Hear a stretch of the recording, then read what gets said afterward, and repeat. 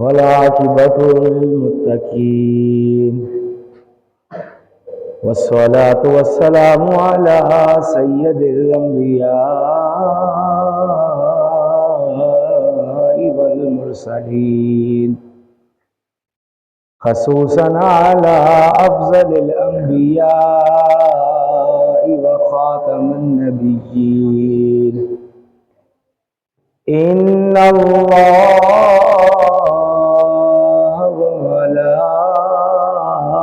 وملائكته يصلون على النبي يا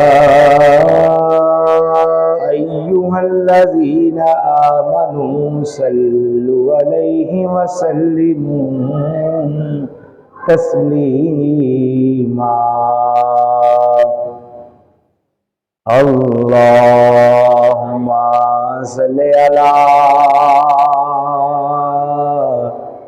سيدنا محمد وعلى آل سيدنا محمد وصحاب سيدنا محمد وبارك وسلم عليه اللهم صل على سيدنا محمد وعلى آل سيدنا محمد وصحاب سيدنا محمد وبارك وسلم عليه بلاغ الأولاد كماله کشف دجا بجمالہ حسنا جمیع خصالہ صلوا علیہ وآلہ صلوا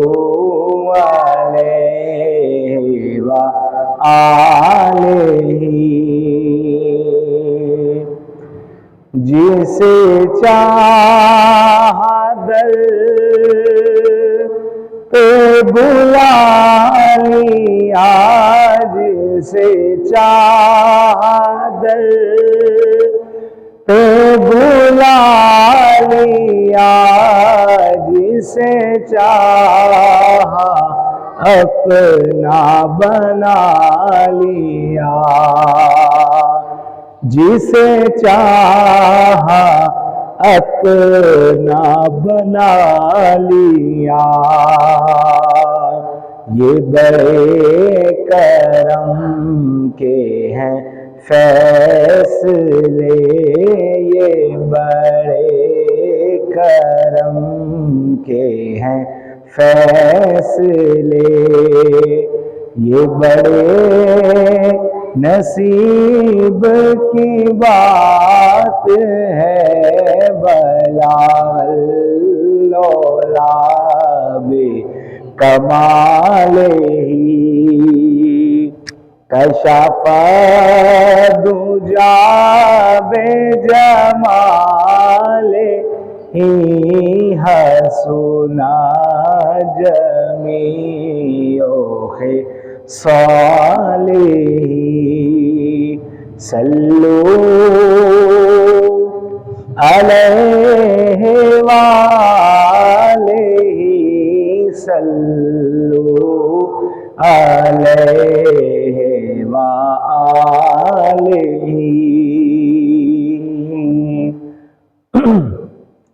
تمام سننے والوں کو میری طرف سے السلام علیکم ورحمۃ اللہ، اور تمام حضرات کو جمعہ مبارک۔ اللہ رب العزت کی پاک اور بابرکت ذات کا شکر ادا کرتے ہیں جس نے اپنے حبیب محمد رسول اللہ صلی اللہ علیہ وآلہ وسلم خاتم النبیین کے وسیلے سے ہم سب کو ہماری زندگیوں میں مزید ایک جمعہ عطا فرمایا۔ اس روئے زمین پر بسنے والے تمام انسانوں کو یکجا کیا جائے تو دو قسم کے انسان ہمیں پتہ چلے گا کہ اس روئے زمین پر بستے ہیں۔ ایک وہ انسان ہے جو خدا کو مانتے ہیں اور دوسرے وہ انسان ہیں جو کسی خدا کو نہیں مانتے۔ تو اللہ رب العزت کی پاک اور بابرکت ذات کو ماننے والوں کا، ان کو سمجھانے کا طریقہ، ان کو زندگی گزارنے کا طریقہ، اس کا ایک اپنا الگ طرز عمل ہے، اور جو دوسرے انسان ہیں جو دوسرے مذاہب کے ماننے والے، ان سب کو سمجھانے کا، ان سب کو اللہ رب العزت کی ذات سے متعارف کروانے کا، راہ ہدایت پر آنے کا، نبی پاک صلی اللہ علیہ وآلہ وسلم کی ذات مبارکہ کے بارے میں بیان کرنے کا، یہ سب الگ الگ طریقے ہیں۔ اور اگر کسی انسان میں اگر اللہ کو ماننا ہے کہ اللہ پر ایمان لانا ہے یا اللہ رب العزت کے آگے سجدہ ریز ہونا ہے، اس کی وحدانیت کا اقرار کرنا ہے، تو اس کے لیے سب سے جو پہلا کام ہے وہ کیا ہے کہ اللہ کی ذات کو جاننا، کہ اللہ کی ذات کو جانا جائے۔ اب کائنات تخلیق کرنے والے خدا نے، جو تمام عالمین کا رب ہے، جو آخرت کے دن کا مالک ہے، جو زندوں کو موت عطا کرتا ہے، مردوں کو زندہ کرتا ہے، اس نے انسان کو کسی چیز کو جاننے کے لیے، کسی چیز کو پرکھنے کے لیے، کسی چیز کے بارے میں معلومات اکٹھی کرنے کے لیے انسان کو 5 قسم کے ذرائع دیے۔ وہ 5 ذرائع کیا ہیں کہ انسان کسی چیز کے بارے میں علم حاصل کرنا چاہے یا اس کے بارے میں جاننا چاہے تو وہ اپنے ہاتھ سے چھو کر اس چیز کا اندازہ لگاتا ہے کہ یہ چیز کیا ہے۔ دوسرا طریقہ کیا ہے کہ وہ اپنی آنکھ سے دیکھ کر یہ اندازہ لگاتا ہے کہ یہ کیا چیز ہے، یہ کون سا رنگ ہے، سبز ہے، سیاہ ہے، نیلا ہے، یہ آنکھ سے دیکھ کر پتہ چلے گا، یا کان سے سن کر پتہ چلے گا کہ یہ سامنے سے آنے والی آواز یہ کس چیز کی ہے، کسی بے جان چیز کی ہے، یا کسی مرد کی ہے، یا عورت کی ہے، یا کسی بچے کی ہے، یا اذان کی آواز ہے، یا یہ گانے کی آواز ہے۔ چوتھی چیز، اللہ رب العزت نے جو انسان کو ناک عطا کیا کہ سونگھ کر وہ اس چیز کا پتہ لگائے گا کہ یہ چیز بدبودار ہے، خوشبودار ہے، یہ گلاب کا پھول ہے یا موتیے کا پھول ہے یا گندگی کا ڈھیر ہے۔ اور 5ویں چیز، زبان سے چکھ کر وہ اس چیز کا اعلان کرے گا کہ یہ چیز میٹھی ہے یا نمکین ہے یا کڑوی ہے۔ اب یہ وہ 5 حصے ہیں جو اللہ رب العزت نے انسان کو عطا کی، لیکن خدا کی ذات کو جاننے کے لیے یہ 5 یہ جو 5 ہمارے پاس زاویے ہیں، یہ خدا کو جان نہیں سکتے، کہ انسان چھو کر خدا کو نہیں پہچان سکتا، آنکھ سے دیکھ کر خدا کو نہیں جان سکتا، کہ وہ تو تمام عالموں کا غیب ہے، کہ ہر چیز سے وہ غائب ہے، نہ کان سے سن کر نہ ہی کسی اور طریقے سے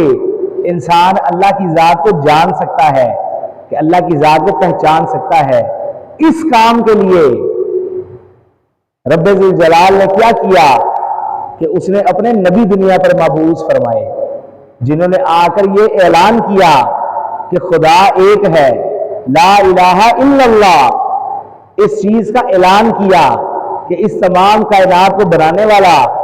جو سورج اور چاند روزانہ اپنے مقررہ وقت پر اپنی جگہ تبدیل کرتے ہیں، ایسا نہیں ہو سکتا کہ کسی دن سورج کو بخار چڑھ جائے اور وہ چھٹی پر چلا جائے، یا چاند کی کسی رات آنکھ نہ کھلے اور وہ اس رات آسمان پر نمودار نہ ہو۔ اللہ نے ہر چیز کو اپنے رستے پر، اپنے مدار پر قائم کر دیا، اور تا قیامت یہ تمام کام اسی طریقے سے چلتے رہیں گے۔ تو اللہ رب العزت کی ذات نے اپنی جان، اپنی پہچان کروانے کے لیے جو سلسلہ حضرت آدم علیہ السلام سے شروع کیا کہ تمام انبیاء حضرت آدم علیہ السلام سے لے کر حضرت عیسیٰ علیہ السلام تک تمام انبیاء یہ اعلان کرتے رہے کہ لوگوں ایک خدا کی پوجا کرو جو تمام کائنات کو پالنے والا ہے، جو تمام کائنات کا خالق و مالک ہے۔ یہ تمام انبیاء یہ اعلان کرتے رہے کہ خدا ایک ہے، اسی کی عبادت کرو، اور اللہ نے ہمیں نبی بنا کر بھیجا۔ تو جب باری آئی نبی پاک صلی اللہ علیہ وآلہ وسلم کی، جو خاتم النبیین ہے، آپ کے بعد کوئی نبی نہیں آ سکتا۔ آسمان تو گر سکتا ہے، زمین پھٹ سکتی ہے، لیکن رسول اللہ صلی اللہ علیہ وآلہ وسلم کے بعد کوئی نبی نہیں آ سکتا۔ تو اللہ نے جب اپنے پیارے کریم آقا محمد رسول اللہ صلی اللہ علیہ وآلہ وسلم کو اس دنیا میں آخری نبی بنا کر بھیجا، تو اللہ نے آپ کو کیا چیز عطا کی کہ پچھلے تمام انبیاء جس سے بھی کوئی ان کا امتی پوچھتا تھا کہ آپ اللہ کے ایک ہونے کا اعلان کر رہے ہیں، تو کیا آپ نے اللہ کو دیکھا ہے؟ تو ان کا جواب آتا تھا کہ نہیں، ہمارے پاس تو فرشتہ جبرائیل علیہ السلام اللہ کی وحی لے کر آتے ہیں، اس کے احکامات لے کر آتے ہیں، اس کے صحیفے لے کر آتے ہیں۔ تو جب باری آئی مدینے والی سرکار تاجدار الانبیاء کی، تو جب لوگوں نے پوچھا کہ یا رسول اللہ صلی اللہ علیہ وآلہ وسلم، کیا آپ نے خدا کو دیکھا ہے؟ تو نبی پاک نے فرمایا بے شک میں نے خدا کو دیکھا ہے۔ یہ واقعہ معراج میں جب رسول اللہ صلی اللہ علیہ وآلہ وسلم اللہ کی پاک اور بابرکت ذات نے جب آپ کو معراج کروائی، تو روایتوں میں آتا ہے کہ آپ نے فرمایا کہ میں اپنے رب کے اتنے نزدیک بیٹھا تھا کہ جیسے دو شخص آمنے سامنے بیٹھے تو ان کے زانو گھٹنے ایک دوسرے کے ساتھ ٹچ کرتے ہیں، چھوتے ہیں، میں اپنے خدا کے اتنے نزدیک تھا۔ اور جب میرے اللہ نے اپنے نور سے بنا ہوا ہاتھ میرے سینے پر رکھا تو مجھے ایسے لگا کہ کائنات کے تمام علوم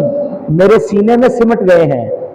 کائنات کا ہر ایک راز میرے سینے میں سمٹ گیا ہے۔ تو اللہ نے نبی کو کیوں مبعوث فرمایا؟ نہ ہاتھ اللہ کو جان سکے، نہ آنکھ اللہ کو جان سکے، نہ کان اللہ کو سن سکے، نہ دوسرے جو چھونے کے ذرائع ہیں، چکھنے کے ذرائع ہیں، اس سے اللہ کی پہچان نہ ہو، تو اللہ نے ایک ایسے انسان کو نبی بنا کر بھیجا جو آ کر غیب کی خبریں بتائے، جو آ کر اس کائنات کا سب سے بڑا غیب وہ کیا ہے؟ اللہ کی ذات، جو آ کر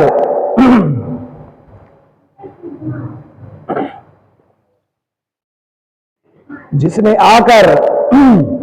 یہ اعلان کیا کہ میں کائنات کا سب سے بڑا غیب دیکھ چکا ہوں۔ مزید تسلی کے لیے ایک واقعہ سن لیں کہ رسول اللہ صلی اللہ علیہ وآلہ وسلم صحابہ کرام رضوان اللہ اجمعین کے ساتھ ایک رستے سے گزر رہے تھے، تو آپ نے اچانک ایک ہرے بھرے درخت سے ایک ٹہنی توڑی، اس کو دو حصوں میں تقسیم کیا اور پاس موجود دو قبروں پر آپ نے وہ ٹہنیاں لگا دی، اور یہ عمل مکمل ہوا۔ صحابہ کرام رضوان اللہ اجمعین نے اپنے کریم آقا سے پوچھا کہ اے اللہ کے رسول، یہ آپ نے یہ کیا ماجرا ہے، ہمیں اس کی تفصیل بتائیں۔ تو اللہ کے نبی نے فرمایا کہ یہ دو قبریں عذاب کا شکار ہیں، ان دونوں پر عذاب نازل کیا جا رہا ہے، تو میں نے یہ جو ٹہنی توڑ کر ان کی قبروں پر لگائی ہے، جب تک یہ ٹہنی ہری بھری رہے گی ان کے عذاب میں تخفیف رہے گی۔ یہ ہو گیا حال کہ قبر کے نیچے کا حال جاننا۔ آج کوئی ٹیکنالوجی، بڑی سے بڑی ٹیکنالوجی قبر کھول کر یہ معلوم کر سکتی ہے کہ مرنے والے کا جسم پر گوشت باقی ہے کہ نہیں، ہڈیوں کا کتنا ڈھانچہ رہ گیا ہے۔ ڈی این اے ٹیسٹ سے یا دوسرے جو لیبارٹریز میں ٹیسٹ کیے جاتے ہیں ان سے یہ پتہ لگ سکتا ہے کہ مرنے والے کی عمر کیا تھی، مرنے والے کی جنس کیا تھی، مرنے والے کی مرنے کی وجہ کیا تھی، اور اس کو کتنے سال ہو چکے مرے ہوئے۔ لیکن جدید میڈیکل سائنس مل کر یہ چیز نہیں بتا سکتی کہ اس قبر میں موجود انسان کے ساتھ عذاب والا معاملہ چل رہا ہے یا یہ جنت کی بہاریں لوٹ رہا ہے۔ یہ بتانے کی طاقت صرف ہمارے کریم آقا میں ہے کہ آپ نے ان دونوں قبروں کا حال بتایا۔ اور غیب کس کو کہا جاتا ہے؟ اس چیز کے بارے میں جاننا کہ جو آنکھوں سے اوجھل ہو۔ آپ نے مزید کیا فرمایا؟ ان کی قبروں کے جو حالات آپ نے بیان کیے وہ ان کا حال تھا۔ آپ نے ان کا ماضی بیان کیا کہ ان کی قبروں پر عذاب اس وجہ سے نازل کیا جا رہا تھا کہ اس میں جو ایک شخص تھا وہ پیشاب کے چھینٹوں سے اپنے کپڑوں کو نہیں بچاتا تھا، بد احتیاطی کرتا تھا، پیشاب کے چھینٹوں سے اپنے جسم کو اور کپڑوں کو نہیں بچاتا تھا۔ اور جو دوسرا شخص تھا وہ کیا کرتا تھا؟ وہ چغل خور تھا، جو آج کل ہمارے زمانے میں جس کے بارے میں مشہور ہے، ادھر کی بات ادھر، ادھر کی بات ادھر، دو انسانوں میں لڑائی ڈلوائی اور بعد میں چپ چاپ تماشا دیکھا۔ ایک شخص وہ تھا کہ رسول اللہ نے صلی اللہ علیہ وآلہ وسلم نے ان کا حال بھی بتایا، ان کا ماضی بھی بتایا، اور آگے آپ نے مستقبل بھی بتایا کہ یہ دو ٹہنیاں ان کے عذاب میں تخفیف کریں گی، کہ ہر جاندار چیز یا بے جان چیز وہ اللہ کا ذکر کرتی ہے۔ تو جب ایک ٹہنی ایک عذاب شدہ قبر پر عذاب میں تخفیف لا سکتی ہے، تو جب ہم اپنے بزرگوں کی قبروں پر، اپنے والدین کی قبروں پر، اپنے رشتہ داروں کی قبروں پر گلاب کے پھول پھینکتے ہیں یا موتیے کے پھول پھینکتے ہیں، تو کیا ان پر رحمت نازل نہیں ہوں گی؟ اور اللہ کا قانون بڑا سپریم ہے، بڑا آسان قانون ہے اللہ کا، کہ اگر کسی ایسے شخص کی قبر پر انسان جا کر دعا کرے، اللہ کا قرآن پڑھے، اس کی قبر پر پھول چڑھائے، تو جو ایسا شخص ہوگا کہ جس کی قبر عذاب کا شکار ہوگی اس کے عذاب میں تخفیف کر دی جائے گی۔ اور جو اللہ کا نیک بندہ ہوگا، جو پہلے سے ہی جنت کے مزے لوٹ رہا ہوگا، اس کے لیے کیا ہے کہ اللہ اس کے درجات کو بلند فرمائے گا، کہ اللہ اس کے درجات میں اضافہ فرمائے گا۔ تو نبی پاک صلی اللہ علیہ وآلہ وسلم کی ذات کو جاننا، آپ کی ذات کے بارے میں پڑھنا، آپ کے دن رات کیسے گزرتے تھے، آپ کا اپنی زندگی میں معمولات کیا تھے، یہ پڑھنا بہت ضروری ہے۔ آج بدقسمتی سے ہم معاشرے میں اس لہج پر پہنچ چکے ہیں کہ یہاں نہ بڑے کی عزت ہے، نہ چھوٹے پہ شفقت ہے، نہ استاد کا کوئی مقام ہے۔ آج کا بچہ استاد کو گریبان سے پکڑتا ہے، اور آج کا استاد بچے کو وہ پیار نہیں دے پاتا جو آج سے پہلے وقت میں اساتذہ بچوں پر خصوصی نظر کرم فرماتے تھے۔ تو ہم نے اس چیز کے بارے میں علل اعلان اپنی زندگیوں میں یہ فیصلہ کرنا ہے کہ ہم نے دین سے بھاگنا ہے یا ہم نے دین کے نزدیک ہونا ہے۔ کہ اللہ رب العزت نے ہم مسلمانوں کو دو ایسی چیزیں عطا کر دی کہ جو آج سے پہلے کسی امت کو، کسی قوم کو عطا نہیں کی گئی۔ پہلی چیز قرآن مجید فرقان حمید، کہ اس کے اندر ہر چیز کا علم موجود ہے، کہ صحابہ کرام رضوان اللہ اجمعین فرماتے تھے کہ اگر ہمارے جوتے کا تسمہ بھی گم جاتا تو ہم وہ اللہ سے مانگتے، اگر ہمارے گھوڑے کی زنبیل گم جاتی تو ہم وہ قرآن سے ڈھونڈ لیتے۔ کہ قرآن مجید فرقان حمید پر اس کامل یقین تک ان کا اعتقاد تھا، اتنا کامل ایمان تھا، اور آج ہم مسلمان اسلام سے کوسوں دور ہو چکے ہیں۔ آج کے معاشرے میں آپ کو صحابہ کرام رضوان اللہ اجمعین پر بھونکنے والے بھی ملیں گے، مفسروں پر بھونکنے والے بھی ملیں گے، ولیوں پر بھونکنے والے بھی ملیں گے، اور ان لوگوں کی مثال ایسی ہے کہ جیسے باولا کتا بازار میں لگا پھرتا ہے، کہ کسی کے کہنے سے نہ تو صحابہ کرام کی شان میں کوئی کمی آ سکتی ہے، نہ اللہ کے جو ولی ہیں ان کی شان میں کوئی کمی آ سکتی ہے۔ کہ جس دن ہم یہ سمجھ لیں گے کہ اللہ کے جو ولی ہیں، جو اولیاء کرام ہیں، یہاں ایک بات مزید میں واضح کر دوں کہ آپ بڑا شور سنتے ہیں معاشرے میں کہ ایک مکتبہ فکر، بریلوی مکتبہ فکر، یہ پیروں فقیروں سے مانگتا ہے، قبر والوں سے مانگتا ہے، قبر والوں کو پوجتا ہے۔ اس چیز میں کوئی صداقت نہیں۔ کسی بھی مسلک سے تعلق رکھنے والا مسلمان، یہ بات میں بڑی تحقیق اور بڑی ریسرچ کے بعد کہہ رہا ہوں کہ جس شخص نے ایک دفعہ کلمہ پڑھ لیا وہ خدا کے سوا کسی کو اپنا رب نہیں مانتا۔ بزرگان دین سے، صحابہ کرام سے پیار کرنا ایمان کی شرط ہے، ان کی تعلیمات پر عمل کرنا ایک مومن کی شان ہے۔ مومن کبھی خدا کے علاوہ کسی کے سامنے سجدہ ریز نہیں ہوتا۔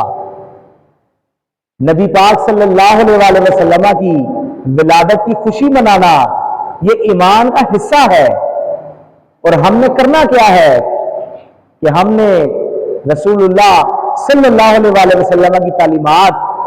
صحابہ کرام رضوان اللہ اجمعین کی تعلیمات، اور چلتے چلتے جس طریقے سے اولیاء اعظام نے اس دنیا میں رسول اللہ صلی اللہ علیہ وسلم کی تعلیمات کو پھیلایا،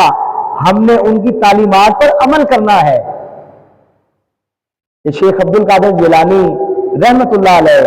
جن کی پیدائش کا یہ مہینہ چل رہا ہے، اور آج ہم سب انہیں غوث پاک کے نام سے جانتے ہیں، کہ آپ ان کی تعلیمات پڑھیں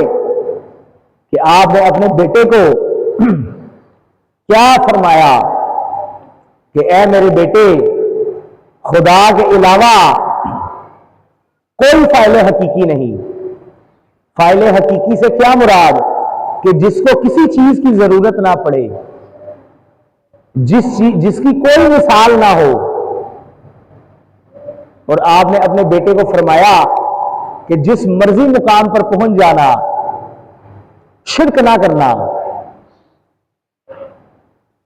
تو آج چند بدبختوں نے، چند ایسے نالائق لوگوں نے دین میں وہ چیزیں شروع کر دی ہیں کہ جن کا کسی بھی مکتبہ فکر سے کوئی تعلق نہیں، چاہے اہل سنت والجماعت ہوں یا دوسرے مکتبہ فکر کے لوگ ہوں، کہ ایک شخص کی غلط بات کی وجہ سے ہم ایک دوسرے پر آگ اگلتے رہتے ہیں۔ اور ایک مشورہ میرا آج کے علماء کرام کو بھی ہے کہ بجائے اس کے کہ پچھلے کئی دہائیوں سے امت کو صرف تقسیم کیا جا رہا ہے، تو بجائے اس کے کہ امت کو تقسیم کیا جائے، ہر مسلک، ہر فرقہ، ویسے تو اللہ نے فرمایا ہے کہ اپنے آپ کو فرقوں میں مت بانٹو، لیکن بدقسمتی سے ہم اس معاشرے میں رہ رہے ہیں کہ یہاں ہر چیز کو بگاڑ کر پیش کیا جاتا ہے۔ انسان کسی بھی مکتبہ فکر سے تعلق رکھتا ہو، کسی بھی مسلک سے تعلق رکھتا ہو، وہ اپنے آپ کو ذرا پروان چڑھائے اپنے آپ کو اسلام کی اوپر کی سطح پر لے کر آئے، اور 3 چیزیں ایسی ملیں گی کہ جس میں کسی کا آپس میں کوئی اختلاف نہیں، اور وہ 3 چیزیں کیا ہیں؟ سب سے پہلی چیز رب ذوالجلال کی پاک اور بابرکت ذات اللہ، دوسری چیز کیا ملے گی؟ رسول اللہ صلی اللہ علیہ وسلم کی ذات مبارکہ، تیسری چیز کیا ملے گی؟ قرآن مجید فرقان حمید۔ بس ان 3 چیزوں کو مضبوطی سے تھام لیا جائے، ان پر عمل کر لیا جائے، تو نیچے پہنچتے پہنچتے نہ کسی میں کوئی بحث رہے گی، نہ کسی میں کوئی اختلاف رہے گا۔ ہم اصل میں غلطی کیا کرتے ہیں کہ ہم پہلی سیڑھی پر پاؤں رکھنے کی بجائے 10ویں سیڑھی پر پاؤں رکھتے ہیں۔ آج ہر بندہ معاشرے میں علل اعلان ایک دوسرے کے ساتھ دین کے اوپر بحث کرتا ہے، ایک دوسرے کو کافر قرار دیتا ہے، جبکہ اگر ہم تمام لوگ اپنے گریبانوں میں جھانکیں تو ہم قرآن پر 1% بھی عمل نہیں کرتے۔ اللہ نے قرآن میں فرمایا، اللہ نے کہیں نہیں یہ لکھا کہ میں نے یہود پر لعنت فرمائی، میں نے نصارہ پر لعنت فرمائی، میں نے اس بدبخت پر لعنت فرمائی، اس پر لعنت فرمائی۔ اللہ نے صرف ایک انسان پر لعنت فرمائی کہ جس انسان میں یہ ایک صفت پائی جائے گی، وہ چاہے نمازی ہو، چاہے بہت بڑا حاجی ہو، اس پر اللہ کی طرف سے لعنت ہے۔ اور وہ کون سا شخص ہے؟ جو جھوٹ بولنے سے باز نہیں آتا، جو جھوٹ بولتا ہے اس کے بارے میں اللہ نے فرمایا کہ اس پہ اللہ کی لعنت ہے۔ اللہ نے ایک دوسرے کی جاسوسی سے منع فرمایا قرآن میں۔ ایسی بے شمار ہماری ہدایت کی چیزیں ہیں کہ جن پر ہم عمل نہیں کرتے، لیکن ایک ممبر پر بیٹھے عالم کو گالیاں نکالنے کے لیے یا کسی ولی اللہ کی شان میں بد زبانی کرنے کے لیے یا رسول اللہ صلی اللہ علیہ وسلم کے صحابہ پر بد زبانی کرنے کے لیے ہمارے دل میں خود ساختہ علم وجود میں آ جاتا ہے۔ تو اس چیز کو کیسے روکا جا سکتا ہے کہ ہم 3 چیزوں سے اپنا تعلق مضبوط کریں، اللہ سے، اللہ کے آخری نبی سے، اور اس کتاب سے جو اللہ نے بھیج کر تمام شریعتوں کو منسوخ کر دیا۔ تو رسول اللہ صلی اللہ علیہ وسلم سے جو محبت کا رشتہ ہمارے دلوں میں قائم ہے، اتنے گناہوں کے باوجود بھی، اتنے گناہوں کے باوجود بھی کہ آپ سچے دل سے انسان جب بیٹھ کر نبی پاک صلی اللہ علیہ وسلم کو یاد کرتا ہے تو اس کی آنکھوں میں آنسو آ جاتے ہیں، یہ ایمان کی علامت ہے۔ تو ہم نے شیطان کے مقابلے میں اپنے ایمان کو مزید طاقت پہنچانی ہے، اور یہ جتنے اللہ کے ولی اس دنیا میں آئے ہیں انہوں نے ہمیں یہی سبق پہنچایا ہے۔ بدقسمتی سے ہم ڈھول بجاتے ہیں، ہم نعرے مارتے ہیں، ہم چادریں چڑھاتے ہیں، لیکن ہم کسی ایک بھی بزرگ کی تعلیمات پر عمل نہیں کرتے۔ جتنے لوگ جمعرات کو حضرت داتا صاحب رحمت اللہ علیہ کے مزار پر سلام کرنے جاتے ہیں، اس میں سے صرف 10% لوگ اگر آپ کی تعلیمات پر عمل کرنے لگ جائیں تو ہمارا معاشرہ راتوں رات ایک اچھے سفر کی طرف گامزن ہو جائے۔ ہمارا حال تو وہ ہو چکا ہے کہ ہم مسجد میں نماز میں پڑھتے ہیں ایاک نعبد و ایاک نستعین، کہ اے اللہ ہم تجھے ہی پوچھتے ہیں اور تجھی سے مدد مانگتے ہیں، اور جیسے ہی سلام پھیر کر مسجد سے باہر نکلے ہم نے توکل کو لپیٹ کر اپنی جیب میں ڈال لیا۔ تو اللہ رب العزت سے دعا ہے کہ ہم مسلمانوں کو توکل عطا فرمائے، توکل نصیب فرمائے، قرآن مجید کے ساتھ ہمارا رشتہ ایسا مضبوط فرمائے کہ ہم اپنے تمام غموں کا علاج، تمام مسائل کا علاج قرآن مجید فرقان حمید سے حاصل کریں، اور رسول اللہ صلی اللہ علیہ وسلم کی ناموس کی حفاظت کرنے کی توفیق اللہ رب العزت ہمیں بھی عطا فرمائے اور ہمارے بچوں کو بھی عطا فرمائے۔ ایک اعلان سن لیں، کل بروز ہفتہ بعد نماز عشاء جامعہ مسجد نظام الدین اولیاء میں محفل میلاد پاک کا انعقاد کیا گیا ہے، تو آپ تمام احباب سے درخواست ہے کہ اس میں شرکت عطا کریں، اپنے بچوں کو نعت خوانی کرنے کے لیے بھیجیں۔ تو اللہ رب العزت ہم سب کا حامی و ناصر ہو۔ وآخر دعوانا الحمدللہ رب العالمین۔